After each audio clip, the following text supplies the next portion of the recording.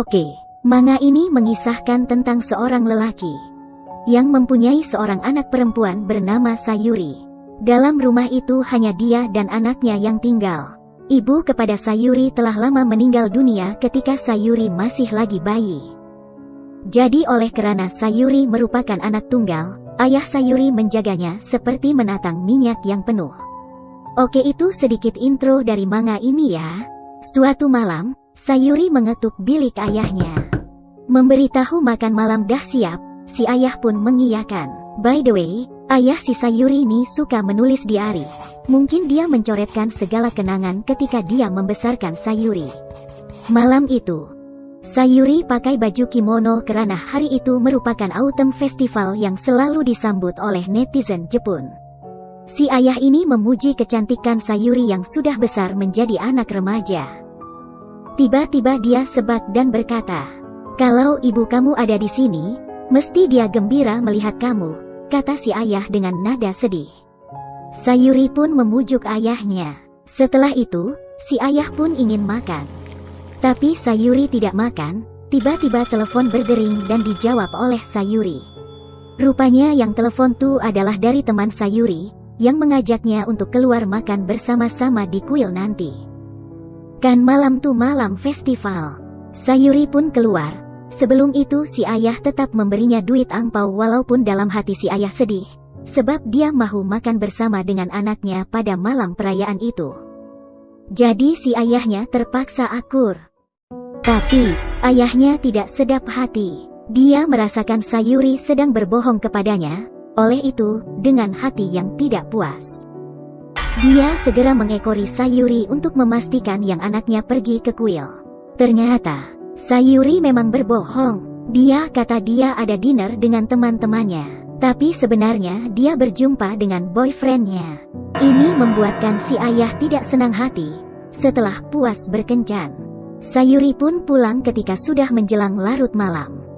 Dia mencari ayahnya mahu memohon maaf karena tidak dinner sama-sama tadi, tapi ayahnya tidak ada di rumah. Makanan yang dihidangnya pun langsung tidak sentuh oleh ayahnya. Pelik.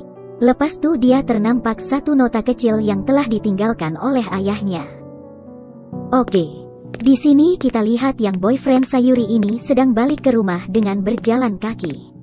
Tapi dia rasa seperti ada mengekorinya dari tadi. Jadi dia pun berasa curiga dan sekejap-sekejap menoleh ke belakang. Tapi bila dilihat langsung tiada orang, mungkin dia sedang berimajinasi. Dan tiba-tiba, kepalanya telah dikapak oleh seseorang, sehingga kan mata kanannya tercabut. Dan boyfriend Sayuri pun mati serta-merta. Di rumah Sayuri telah menunjukkan jam 11 malam.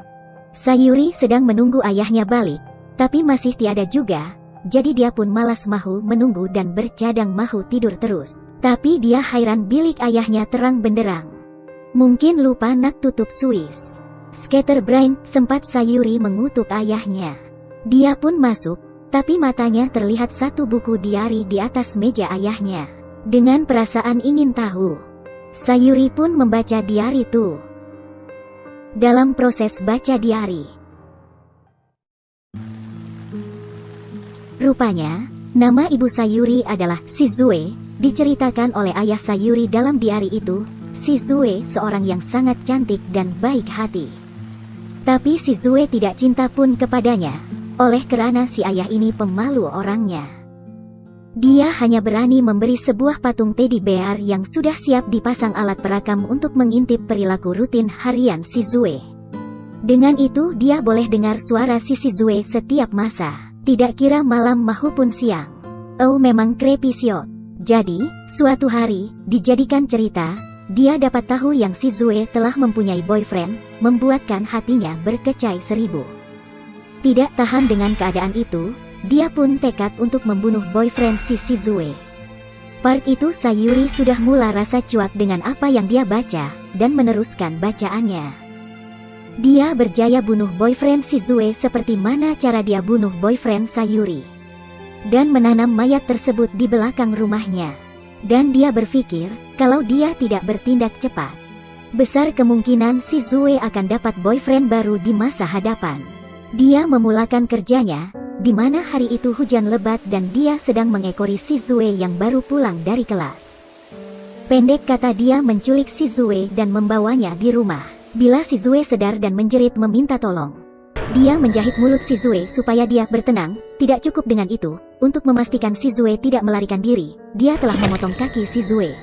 Oleh sebab itu, Shizue mengalami demam yang sangat teruk dalam beberapa hari itu.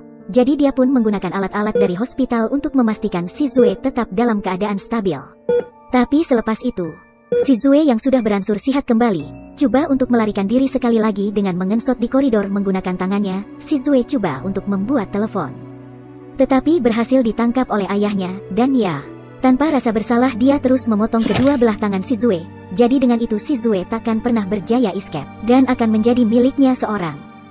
I love Shizu more than before, even if she's only a ball of flesh. Dan setelah setahun kemudian, Shizue selamat melahirkan seorang bayi perempuan, dan si ayah menamakan bayi tersebut dengan nama Sayuri. Sayuri terkejut dan tidak sanggup membaca cerita selanjutnya, mungkin masih tidak percaya. Tapi dia sudah tahu rahasia, bahwa ibunya masih hidup dan sedang disimpan oleh ayahnya di ruang rahasia belakang rak buku di bilik tersebut. Sayuri pun menjawab teka-teki dalam diari itu, dan berhasil menjumpai kunci rahasia tersebut. Apabila membuka pintu rak itu, kelihatan seperti akuarium yang diselimuti oleh kain, siap dengan mesin perfusion di tepi. Sayuri berdebar dan coba mendekati akuarium itu. And guess what? Terlihat Shizue atau ibunya sedang terlantar di dalam akuarium dengan keadaan yang cengkung, seperti mayat hidup dengan keadaan kudung atas bawah. Ibunya tidak merespon apa-apa, tapi matanya terbeliak. Sayuri memanggilnya ibu, tapi tanpa dia sadari, si ayah sudah berdiri di belakangnya. Rahasia yang tersimpan kini sudah terbongkar. Sayuri ketakutan dan coba menjauhi ayahnya, tapi malangnya dia terlanggar akuarium ibunya, dan terjatuh pecah di atas lantai. Si ayah panik ketika melihat Shizue yang sudah tergeletak di atas lantai, dan coba untuk menyelamatkan, tapi sayang mesin yang bersambung dengan Shizue menunjukkan garis lurus, menandakan Shizue sudah mati. Ini membuatkan si ayah sedih. Sayuri coba melarikan diri tapi dia mendapati boyfriendnya juga telah mati. Ayahnya membawa mayat itu balik untuk ditanam di belakang rumah, tempat yang sama di mana si ayah menanam mayat boyfriend Shizue yang dulu. Jadi si ayah merayu supaya Sayuri tidak meninggalkan dirinya, dan memaksa Sayuri untuk menyayanginya seperti biasa. Tapi Sayuri tidak dapat menerima apa yang telah dilakukan oleh ayahnya. Ini membuatkan si ayah terdesak. Jadi, seperti biasa, dia akan buat Sayuri stay di sisinya sama seperti dia buat pada Shizue, yaitu ibu kepada Sayuri.